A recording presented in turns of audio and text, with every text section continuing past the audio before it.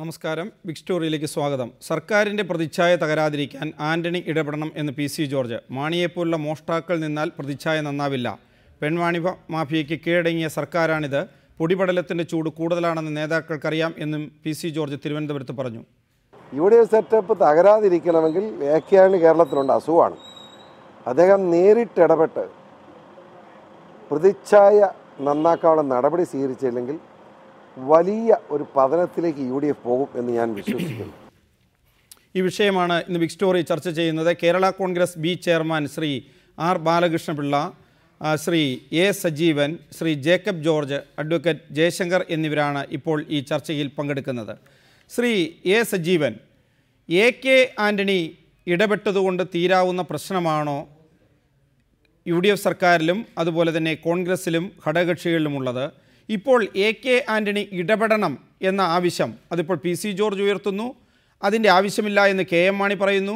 High command ഇടപെടലിന് വേണ്ടി കഴിഞ്ഞയാഴ്ച രമേശ് ചെന്നിത്തലയും അതുപോലെ VD സതീശനുമെല്ലാം ദില്ലിയിൽ എത്തിയിരുന്നു. എന്താണ് ഇപ്പോൾ ഇത്തരമൊരു ആവശ്യം ഉയരുന്നതിന് പിന്നിൽ?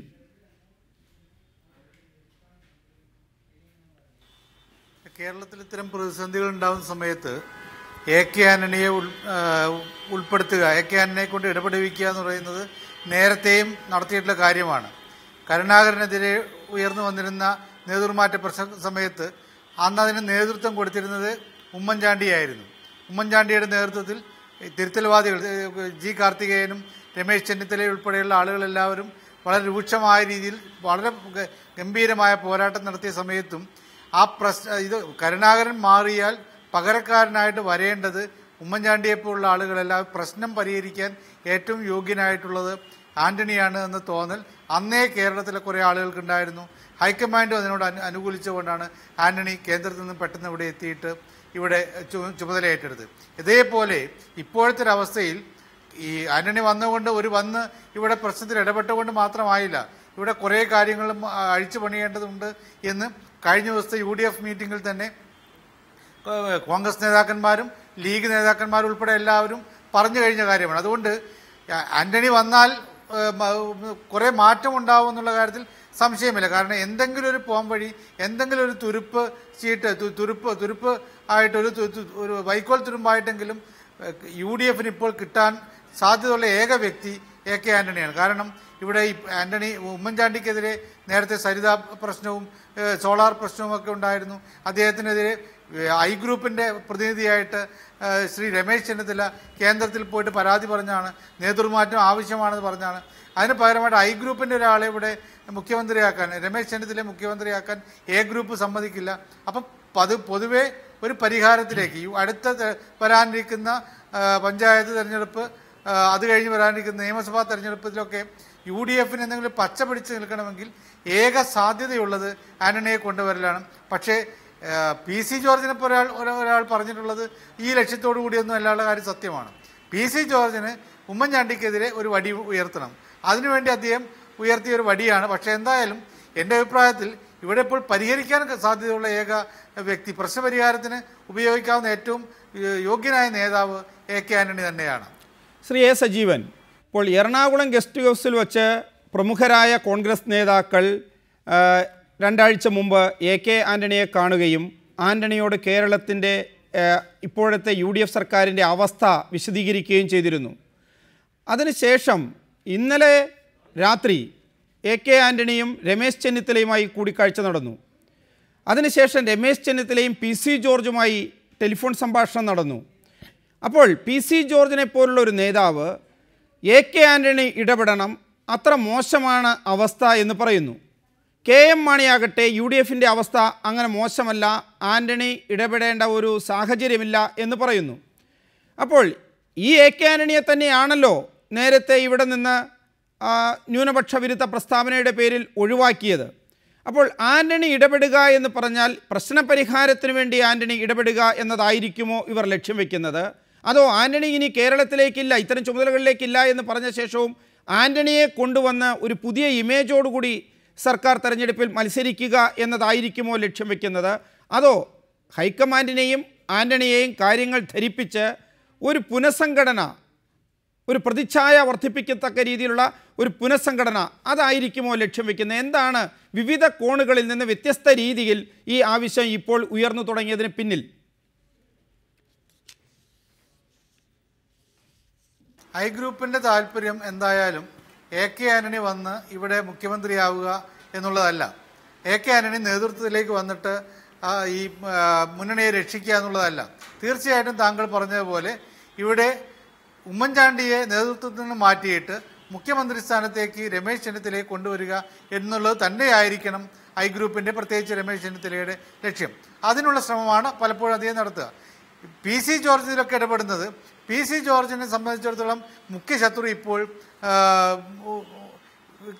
KM മാണിയും അതോടൊപ്പം തന്നെ ഉമ്മൻചാണ്ടിയുമാണ്. അപ്പോൾ ഉമ്മൻചാണ്ടിയുടെ മുഖ്യമന്ത്രി പദത്തിൽ അദ്ദേഹത്തെ നിലനിർത്തിക്കൊണ്ട് പോകുന്നില്ല. പലപ്പോഴും KM മാണിയോടൊപ്പം നിൽക്കുന്ന സമയത്ത് പോലും ഉമ്മൻചാണ്ടിക്കെതിരെ അതിരൂക്ഷമായിട്ട് പ്രതികരിച്ചയാളാണ് PC ജോർജ്. അതുകൊണ്ട് PC ജോർജിന് UDF-നെ നന്നാക്കണമെന്നോ അല്ലെങ്കിൽ ആന്റണി വന്നിട്ട് ഇവിടെ ഒരു വലിയ ഗംഭീരമായ ഭരണം കാഴ്ചവെക്കണമെന്നുള്ള താല്പര്യമൊന്നും ഉണ്ടാവില്ല. പക്ഷേ തീർച്ചയായിട്ടും ഇവിടെ ഈ ഒരു ലക്ഷ്യം രമേശ് ചെന്നിത്തലയെ പോലെയുള്ള ഐ ഗ്രൂപ്പുകാരുടെ പ്രധാനപ്പെട്ട താല്പര്യം എന്ന് പറയുന്നത് അവർക്ക് ഈ നേതൃമാറ്റം ഉണ്ടാവുകയും ഉമ്മൻചാണ്ടിയെ ആ കസേരയിൽ നിന്ന് മാറ്റിയിരുത്തുകയും അവിടേക്ക് രമേശ് ചെന്നിത്തലയെ പ്രതിഷ്ഠിക്കുകയുമാണ്.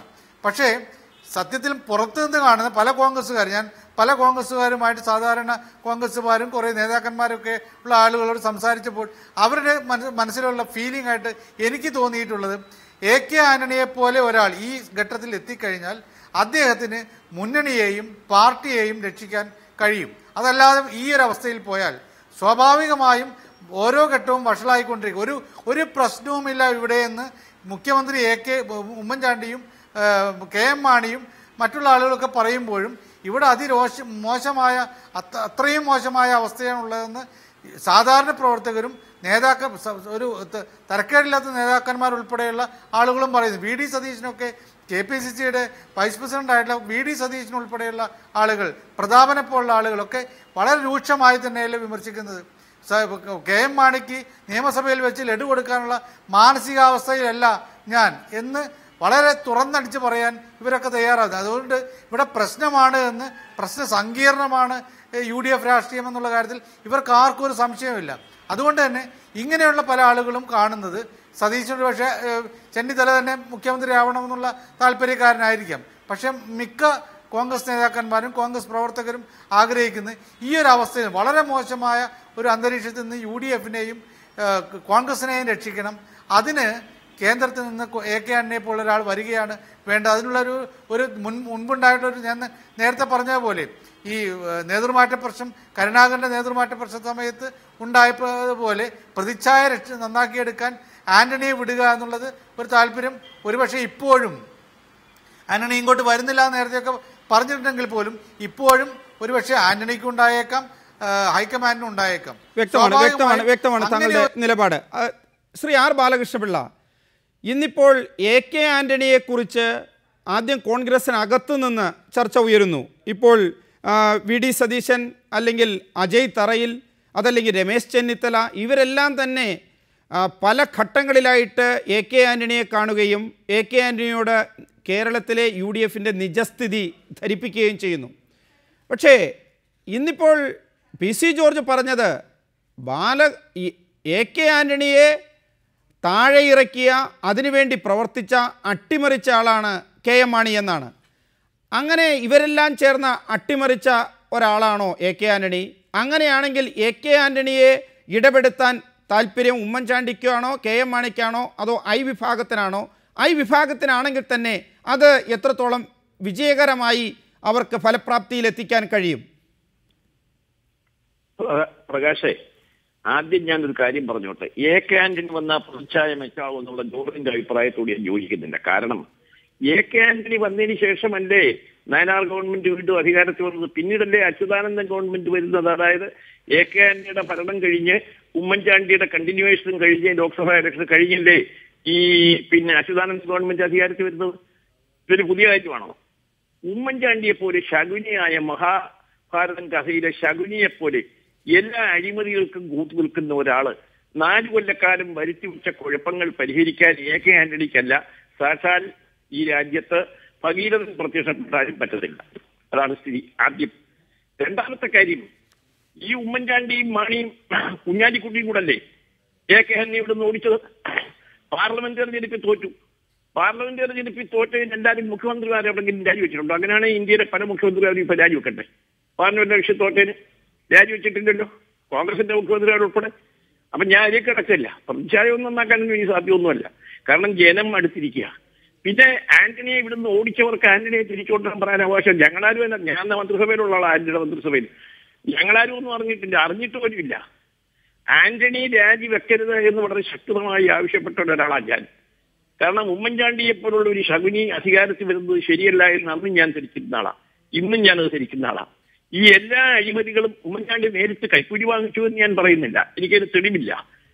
പക്ഷെ ഈ കൈക്കൂലി വാങ്ങിച്ച കാര്യങ്ങളൊക്കെ കാലാകാലങ്ങളിൽ 3.5 കൊല്ലക്കാലം ഞാൻ ഉമ്മൻചാണ്ടി അറിയിച്ചിട്ടും ഒരു ചെറുവിരൽ നക്കാത്തം കാണുമ്പോൾ എന്റെ ഒരു മനസാക്ഷി എന്നോട് പറയുന്നത് ഇതൊക്കെ ഉമ്മൻചാണ്ടിയോട് അറിഞ്ഞും ഉമ്മൻചാണ്ടി അനുവദിച്ചും നടക്കുന്നു എന്നാണ്.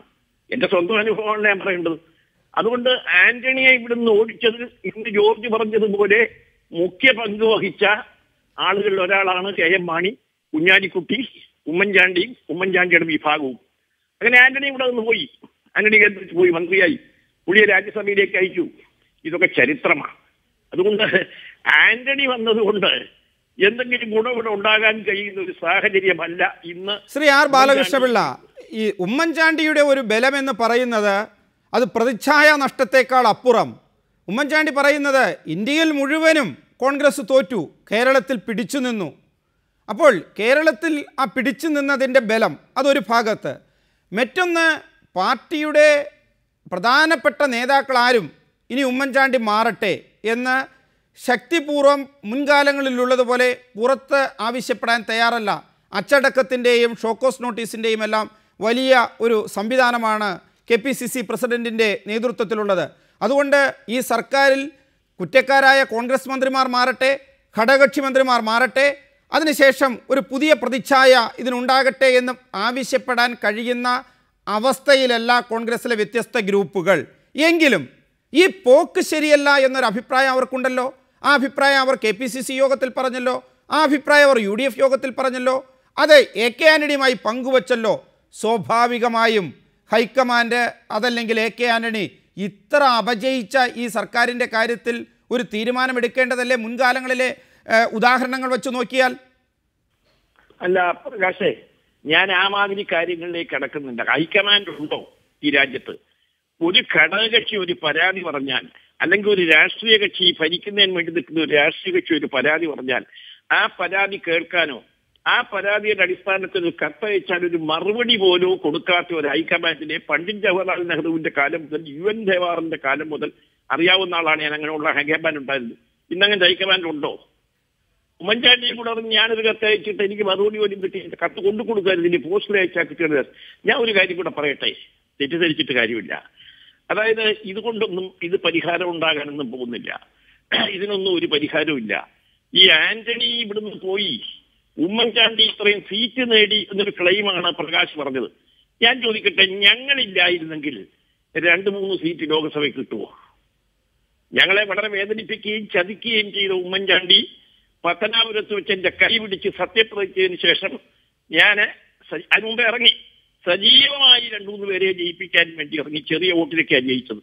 ഇറങ്ങിയിട്ട് അതിപ്പോ ഉമ്മൻചാണ്ടിയുടെ അക്കൗണ്ടിൽ കൂട്ടുന്നത് ശരിയാണോ? അത് കൂട്ടുന്നത് ശരിയല്ല. പക്ഷെ അങ്ങനെയാണ് ഉമ്മൻചാണ്ടി അക്കൗണ്ടിൽ കൂട്ടുന്നത്. തിരിച്ചെത്താം. ശ്രീ ജേക്കബ് ജോർജ്, വീണ്ടും ഒരു പ്രതിച്ഛായ ചർച്ച തുടങ്ങണം എന്ന അഭിപ്രായം രൂപം കൊണ്ടുവരികയാണ്. ഇപ്പോൾ അത് കോൺഗ്രസ് കമ്മിറ്റിക്ക് അകത്ത് പറഞ്ഞു, UDFന് അകത്ത് പറഞ്ഞു. എതിർത്ത് നിൽക്കുന്ന PC ജോർജിനെ പോലുള്ളവർ പുറത്തു പറയുന്നു. അത് എത്രത്തോളം സാധ്യമാണ്? കോൺഗ്രസിലെ വിവിധ ഗ്രൂപ്പുകളുടെ ബലാബലം വെച്ച് നോക്കുമ്പോൾ അത് ഇന്ന് സാധ്യമാണോ? ആ രീതിയിലൊരു പുനഃസംഘടന, ഒരു പ്രതിച്ഛായ ചർച്ച, ആന്റണി ഇടപെട്ട് ഇന്നത്തെ ഈ മോശപ്പെട്ട അവസ്ഥ മാറ്റിയെടുക്കൽ? പ്രകാശെ, ഈ കാര്യത്തിലെ ചരിത്രപരമായ ചില വസ്തുതകൾ ബഹുമാനപ്പെട്ട R ബാലകൃഷ്ണൻ പിള്ള പറഞ്ഞത് 100% ശരിയാണ്. ഞാൻ അതിനോട് പൂർണ്ണമായിട്ടും യോജിക്കുന്നു. കാരണം അദ്ദേഹം അതിനകത്ത് ഒരു പ്രധാനപ്പെട്ട കഥാപാത്രമായിരുന്നു. സ്വാഭാവികമായിട്ട് അദ്ദേഹത്തിന് നേരെ കണ്ടതും അതിൽ പങ്കെടുത്തതുമാണ് ആ ചരിത്ര സംഭവങ്ങളിൽ. അതുകൊണ്ട് തന്നെയാണ് അത് ശരിയാണ്. ഇതിനകത്തുള്ള ഒരു സത്യം, ആന്റണിയെ കൊണ്ടുവന്നാൽ പ്രതിച്ഛായ എങ്ങനെ നന്നാക്കും? ആന്റണിയെ ഇവിടെ മുഖ്യമന്ത്രിയാക്കിയത് ആരാ? അതിൽ പ്രധാന പങ്ക് വഹിച്ചത് ഉമ്മൻചാണ്ടിയും VM സുധീരനും ഒക്കെ അല്ലേ? കരുണാകരനെ ഇറക്കി വിട്ടിട്ട് വെള്ളിത്തളികയിൽ വെച്ച് ഈ കസേര, മുഖ്യമന്ത്രി കസേര ആന്റണിക്ക് കൊടുത്തത് ഉമ്മൻചാണ്ടിയും ആന്റണി പക്ഷവും ഒക്കെയാണ്. അത് കഴിഞ്ഞ് അദ്ദേഹത്തെ ഇറക്കി വിട്ടതിൽ പ്രധാന പങ്ക് ഉമ്മൻചാണ്ടിക്കും രമേശ് ചെന്നിത്തലയുമാണ് എന്നാണ് കേൾവി. എനിക്കതിനെക്കുറിച്ച് നേരിട്ട് വിവരമില്ല. തിരുവനന്തപുരത്തൊക്കെ സംസാരം അങ്ങനെയാണ്. ഇവർ രണ്ടുപേരെയും കൂടി പല അളവുകൾ പ്രയോഗിച്ച് ആന്റണിയെ രാജിവെപ്പിച്ചു. പക്ഷെ ആന്റണി രാജിവെക്കാൻ കാരണമുണ്ടായിരുന്നു. അദ്ദേഹം മുഖ്യമന്ത്രി എന്നതിൽ പരാജയപ്പെട്ടത് കൊണ്ടല്ലേ ലോക്സഭാ തിരഞ്ഞെടുപ്പിൽ കോൺഗ്രസ് അങ്ങേയറ്റം തകർന്നടിഞ്ഞു പോയത്. അതുകൊണ്ട് സ്വാഭാവികമായിട്ടും അദ്ദേഹം രാജിവെക്കേണ്ടതായിരുന്നു. അദ്ദേഹത്തിന്റെ രാജി അനിവാര്യമായിരുന്നു. ഇപ്പോഴത്തെ മുഖ്യമന്ത്രി ഉമ്മൻചാണ്ടി അതിന് ശ്രമിച്ചോ ഇല്ലയോ എങ്കിൽ പോലും ആ രാജി അനിവാര്യമായിരുന്നു. അദ്ദേഹം പരാജയപ്പെട്ടാണ് ഇവിടെ നിന്ന് പോയത്. ഒരുപക്ഷെ ഇപ്പോൾ ഡൽഹിയിലെ താവളങ്ങൾ കുറവാണ്. ഈ കോൺഗ്രസ് നേതാക്കന്മാർക്കൊക്കെയും ഉണ്ടല്ലോ, കോൺഗ്രസ് അല്ല എല്ലാ രാഷ്ട്രീയ നേതാക്കന്മാർക്കും ഈ പ്രായമാവും തോറും അധികാരത്തോടുള്ള താല്പര്യം കൂടിക്കൂടി വരികയാണ്. അതുകൊണ്ടല്ലേ വയലാറിലേക്ക് ഇപ്പൊ സീറ്റ് കൊടുത്തത്. അതിന്റെ പിന്നിൽ തന്നെ ആന്റണിയും BJP-യും ഒക്കെ പുറകാലെ ഉണ്ട്. അവർക്കൂടെ കിട്ടണം സംരക്ഷിതമായ സീറ്റുകൾ, സ്ഥാനങ്ങൾ എന്ന് ഉറപ്പിക്കാൻ വേണ്ടിയാണ് വയലാർ ആദ്യമേ അങ്ങോട്ട് അയച്ചത്. സ്വാഭാവികമായിട്ടും തിയററ്റിക്കലി പ്രകാശ് പറയുന്നതൊക്കെ ശരിയാണ്. പക്ഷെ പ്രായോഗികമായിട്ട് ഉമ്മൻചാണ്ടിയുടെയും ആന്റണി പക്ഷത്തിന്റെയും മേധാവിത്വത്തെ പെട്ടെന്ന് കോൺഗ്രസിൽ നിന്ന്, കേരളത്തിൽ നിന്ന് തുടച്ചു നീക്കാൻ പ്രയാസമാണ്. ആന്റണി വന്നാൽ തന്നെ ഇവിടെ മുഖ്യമന്ത്രിയാകുമോ? അതിനൊക്കെയുള്ള സാധ്യത വളരെ കുറവാണ് എന്നാണ്. തൽക്കാലം ആന്റണി പക്ഷത്തിന്റെ പിന്തുണയില്ലാതെ സാക്ഷാൽ എ കെ ആന്റണിക്ക് പോലും മുഖ്യമന്ത്രിയാവാൻ പറ്റത്തില്ല പ്രകാശ്. അതാണ് എനിക്ക് തോന്നുന്നത്. ശ്രീ ജേക്കബ് ജോർജ്, ഇപ്പോൾ തനിക്കെതിരെ UDF-ലും ഗൂഢാലോചന നടന്നിട്ടുണ്ട് എന്നാണല്ലോ ഇന്ന് KM മാണി ദില്ലിയിൽ വാർത്താ സമ്മേളനത്തിൽ പറഞ്ഞത്. അപ്പോൾ ഒരു സംശയം KM മാണിക്ക് ഉമ്മൻചാണ്ടിയോടും ഈ മുന്നണിയോടും ഇതിലെ ഘടകകക്ഷികളോടുമുണ്ട്. PK കുഞ്ഞാലിക്കുട്ടി പതിവ് രീതിയിൽ നിന്ന് വ്യത്യസ്തമായി സംസാരിച്ചു എന്നാണല്ലോ ലഭിക്കുന്ന വിവരങ്ങൾ. അപ്പോൾ കുഞ്ഞാലിക്കുട്ടിക്കും ഇതിങ്ങനെ പോയാൽ പോരാ എന്ന അഭിപ്രായമുണ്ട്. അതായത് ഘടകകക്ഷികൾക്ക് ഇനി മുന്നോട്ട് പോകണമെങ്കിൽ, രാഷ്ട്രീയമായി മുന്നോട്ട് പോകണമെങ്കിൽ കുറച്ചുകൂടി ജനങ്ങളെ തീർത്തും അവഗണിച്ചുകൊണ്ട് പോകാൻ കഴിയില്ല. വേണമെങ്കിൽ പഞ്ചായത്ത് തിരഞ്ഞെടുപ്പ് വരെ പോകാം, അതിനപ്പുറത്തേക്ക് പോകാൻ കഴിയില്ല എന്ന ബോധ്യമുണ്ട്. അതുപോലെ പ്രതിച്ഛായ നഷ്ടം, അത് കാലുമാറി ചവിട്ടാൻ ചെറിയ കക്ഷികളെ പ്രേരിപ്പിക്കുന്ന അവസ്ഥയുണ്ട്. അതിൻ്റെ ചില തുടക്കങ്ങൾ ഇന്ന് നമ്മൾ കണ്ടു കഴിഞ്ഞു. അങ്ങനെ വരുമ്പോൾ ഈ മുന്നണി മുന്നോട്ട് കൊണ്ടുപോകണം, കോൺഗ്രസ്സിന് അവശേഷിച്ച കേരളം എന്ന തുരുത്ത് സംരക്ഷിക്കണം. അപ്പോൾ രമേശ് ചെന്നിത്തല എന്തൊക്കെ പറഞ്ഞാലും പിടിച്ച ഭാഗം വിജയിച്ചല്ലോ, കുറച്ച് വൈകിയാണെങ്കിലും. വിഭാഗം അത് വേറൊരു രീതിയിൽ സംഘടിതമാണല്ലോ. അതിലിപ്പോൾ VD സതീശൻ്റെ ഭിന്നാഭിപ്രായം, അതുപോലെ മറ്റ് പലരും സമാനമായ അഭിപ്രായങ്ങൾ ആയി രംഗത്ത് വരുന്നു. അത്തരമൊരു സാഹചര്യത്തിൽ ഈ AK ആന്റണി ഇടപെടുക എന്ന് പറയുന്ന AK ആന്റണി മുഖ്യമന്ത്രി സ്ഥാനത്ത് വരിക എന്ന് മാത്രമല്ലല്ലോ അർത്ഥം. എല്ലാവരുമായി ചർച്ച ചെയ്ത് ഒരു തിരുത്തൽ നടപടി ഈ സർക്കാരിൽ, അതിലേക്ക് നീങ്ങാതെ രക്ഷയുണ്ടോ? അല്ല, എന്തെങ്കിലും അത്ഭുതങ്ങൾ സംഭവിച്ചെങ്കിൽ മാത്രമേ കേരളത്തിലെ UDF രക്ഷപ്പെടുകയുള്ളൂ എന്നുള്ള കാര്യം ശരിയാണ്. പക്ഷെ ഇവിടെ നേരത്തെ അതിനകത്തൊരു ഇക്വേഷൻസിന്റെയും ചില മുന്നണികളുടെ ചില ബന്ധങ്ങളുടെയും പ്രശ്നമുണ്ട്. നേരത്തെ ബാലകൃഷ്ണപിള്ള സൂചിപ്പിച്ചത് മാതിരി അന്ന് കരുണാകരനെ ഇറക്കി വിടാൻ വേണ്ടി ആന്റണി പക്ഷം കാണിച്ച ആദ്യത്തെ തന്ത്രം കുഞ്ഞാലിക്കുട്ടിയെ കൂട്ടുപിടിക്കുകയായിരുന്നു. അതായിരുന്നു ഒരു വിജയമന്ത്രം. അവിടെയാണ് ആരംഭിച്ചത്. അത് വിജയിച്ചു. അവസാനം TM ജേക്കബ്, ബാലകൃഷ്ണപിള്ള, NSS ഒഴികെ, NSS-ഉം MV രാഘവനും ഒഴികെ, PK നാരായണപ്പണിക്കരും MV രാഘവനും ഒഴികെ ബാക്കി എല്ലാവരും കരുണാകരനെതിരെ തിരിഞ്ഞു. അതായിരുന്നു അന്നത്തെ മുന്നണികളുടെ കരുണാകരൻ വീഴ്ത്തൽ തന്ത്രത്തിന്റെ പിന്നിലെ രഹസ്യം. ഇന്നിപ്പോൾ കുഞ്ഞാലിക്കുട്ടിയും രമേശ് ചെന്നിത്തലയും ഒരേ ഭാഷയിൽ സംസാരിക്കുന്നുവെങ്കിൽ അതിന് തുടക്കം കുറിച്ചു എന്നൊരു സൂചന ഉണ്ട് പ്രകാശ്. അതിന് തുടക്കം കുറിച്ചിട്ടുണ്ടെന്നൊരു അതായത് ശ്രീ ജേക്കബ് ജോർജ്, താങ്കൾ നിരീക്ഷിക്കുന്നത് ഇതുവരെ ഉമ്മൻചാണ്ടിക്കൊപ്പം നിന്നിരുന്ന, കരുണാകരനെ അടക്കം താഴെ ഇറക്കാൻ നിന്നിരുന്ന മാണി, കുഞ്ഞാലിക്കുട്ടി, ഉമ്മൻചാണ്ടി, ആ ഇക്വേഷനിൽ ചെറിയ വിള്ളലെങ്കിലും രൂപപ്പെട്ടു തുടങ്ങിയിട്ടുണ്ട് എന്ന് തന്നെയാണ്. നേരത്തെ ഈ കരുണാകരന് ശേഷം ഉമ്മൻചാണ്ടി UDF-ന്റെ തലപ്പത്ത് വരികയും ആ തലപ്പത്ത് Oommen Chandy, P K Kunhalikutty, K M Mani എന്ന ഒരു ന്യൂക്ലിയസ് തയ്യാറാവുകയും അത് ആധിപത്യം സ്ഥാപിക്കുകയും ചെയ്തു. രമേശ് ചെന്നിത്തല ആ ഒരു തട്ടിന് താഴെയായിരുന്നു. ഇന്നിപ്പോൾ ആഭ്യന്തരമന്ത്രിയായി രമേശ് ചെന്നിത്തലയ്ക്ക് ഒരു പ്രത്യേക ശക്തിയുണ്ട്. അദ്ദേഹത്തിന്റെ ഗ്രൂപ്പ് ആന്റണി പക്ഷത്തെ വെല്ലാനും മാത്രം ശക്തമല്ല എങ്കിലും അദ്ദേഹത്തിന് വ്യക്തിപരമായ ഒരു ക്ലൗട്ട് ഉണ്ട് UDF-ൽ. അതുകൊണ്ടാണല്ലോ തീരുമാനങ്ങളിലൊക്കെയും രമേശ് ചെന്നിത്തല ഒരു പ്രധാനപ്പെട്ട കണ്ണിയാണ്. രണ്ടാമത്തെ കാര്യം, കെ എം മാണിയുടെ ഭാവി രമേശ് ചെന്നിത്തലയുടെ കയ്യിലാണ് എന്ന് നമുക്ക് ഭംഗ്യന്തരേണ പറയാം. ആഭ്യന്തര വകുപ്പ്, വിജിലൻസ് എന്ത് റിപ്പോർട്ട് എഴുതും? അവര് നുണപരിശോധന വരെ തുടക്കം കുറിച്ചിരിക്കുന്നു. അപ്പോൾ അത് എങ്ങോട്ടേക്ക് നീങ്ങും? ശരിക്കും പറഞ്ഞാൽ കെ എം മാണിയുടെ ഭാവി രമേശ് ചെന്നിത്തലയുടെ കയ്യിലാണ് എന്ന് പറയാം. അപ്പോൾ പലതും സംഭവിക്കാം. പക്ഷെങ്കിലേ കെ എം മാണിയെ ഇപ്പോൾ പുറന്തള്ളാൻ UDF-ലെ ഒരു ശക്തിക്കും സാധ്യമല്ല. ശ്രീ എ സജീവൻ, ഇടതുമുന്നണി വഴിവിട്ട രീതിയിൽ ഈ സർക്കാരിനെ അട്ടിമറിക്കാനില്ല എന്ന ബലം അത് ഉമ്മൻചാണ്ടിക്കുണ്ട്. പക്ഷേ അടർന്നു പോവുകയാണല്ലോ. ഇപ്പോൾ ബാലകൃഷ്ണപിള്ള പോയി, വേറെ രീതിയിൽ PC ജോർജ് പോയി, മറ്റ് കക്ഷികൾ ഇപ്പോൾ വീരേന്ദ്രകുമാർ ആണെങ്കിലും അല്ലെങ്കിൽ RSP ആണെങ്കിലും അവസരം നോക്കുന്നു, ചർച്ചകൾ നടക്കുന്നു. അങ്ങനെ വരുമ്പോൾ ഈ മുന്നണിയെ സംരക്ഷിച്ചു നിർത്തേണ്ട ഒരവസ്ഥയിലേക്ക് കാര്യങ്ങൾ നീങ്ങുമ്പോൾ, മുസ്ലിം ലീഗിൽ തന്നെ ഒരു ഭിന്നാഭിപ്രായം രൂപപ്പെടുമ്പോൾ, ഇതെല്ലാം കണക്കിലെടുക്കുമ്പോൾ ഒരു പുനഃസംഘടന അത് അനിവാര്യമല്ലേ UDF-നെ സംബന്ധിച്ച്? തീർച്ചയായിട്ടും പുനഃസംഘടന വേണമെന്നുള്ളത് കോൺഗ്രസിനകത്ത് എത്രയോ കാലമായിട്ട് ഉയരുന്ന ആവശ്യമാണ്.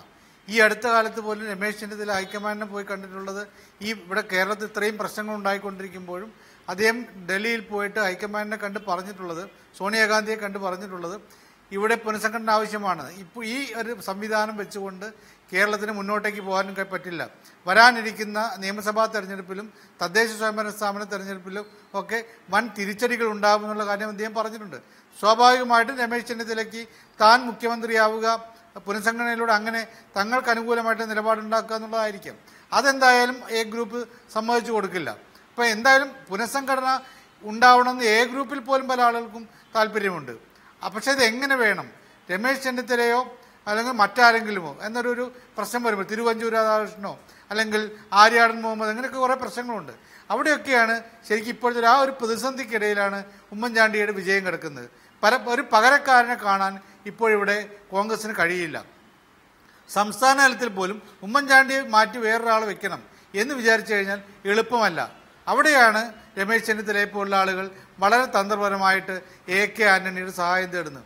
ഒരു പക്ഷേ AK ആന്റണിയെ തന്നെ ഇവിടെ കൊണ്ടുവരാനുള്ള ശ്രമമായിരിക്കും. അതല്ലെങ്കിൽ അദ്ദേഹത്തെ ഇടപെടുവിച്ചുകൊണ്ട് ഇവിടെ ഒരു നേതൃമാറ്റം അനിവാര്യമാണ് എന്ന ഒരു ചിന്ത ഹൈക്കമാൻഡിൽ വരുത്താനുള്ള ശ്രമമായിരിക്കാം. എന്തായാലും ആന്റണി എന്നത് ഒരു പേരായിട്ട്, ഒരു ശബ്ദമായിട്ട്, ഒരു പോംവഴിയായിട്ട് നിൽക്കുന്നു എന്നുള്ള കാര്യം സംശയമില്ല. മറ്റേത് വാക്ക്, ഏത് പേര് വന്നു കഴിഞ്ഞാലും, രമേശ് ചെന്നിത്തലയുടെ പേര് വന്നാലും, തിരുവഞ്ചൂർ രാധാകൃഷ്ണൻ്റെ പേര് വന്നാലും, ആര്യാടൻ്റെ പേര് വന്നാലും ഒക്കെ പ്രശ്നങ്ങളുണ്ട്. മാത്രമല്ല ഇതിൽ തന്നെ പല ആളുകൾക്കെതിരെയും ആരോപണങ്ങളുണ്ട് എന്നുള്ള കാര്യം ഇപ്പോൾ തന്നെ വന്നിട്ടുള്ള പല ആരോപണങ്ങളും ഇവർക്കെതിരെയൊക്കെ നീളുന്നുണ്ട് എന്നുള്ള കാര്യമൊക്കെ നമുക്കറിയാവുന്നതാണ്. അപ്പം അങ്ങനെ ആരോപണ വിധേയരായിട്ടുള്ള ആളുകളെ, അതല്ലെങ്കിൽ ആരോപണ സാധ്യതയുള്ള ആളുകളെ നിലനിർത്തിക്കൊണ്ട് മുന്നണിയെ മുന്നോട്ടേക്ക് കൊണ്ടുപോകാൻ കഴിയുമോ എന്നൊരു പ്രശ്നമുണ്ട്. എന്തായാലും നേരത്തെ ബാലകൃഷ്ണപിള്ള പറഞ്ഞ പോലെ ഒരു ഹൈക്കമാൻഡ് ഉണ്ടോ എന്നൊക്കെ ചോദിച്ചു കഴിഞ്ഞാൽ എന്തായാലും കോൺഗ്രസിന് ഹൈക്കമാൻഡ് ഉണ്ടല്ലോ. വളരെ നന്ദി ശ്രീ R ബാലകൃഷ്ണപിള്ള, ശ്രീ ജേക്കബ് ജോർജ്, ശ്രീ എ സജീവൻ ഈ ചർച്ചയിൽ പങ്കെടുത്തതിന്. ബിഗ് സ്റ്റോറി ഇവിടെ അവസാനിക്കുന്നു. നമസ്കാരം.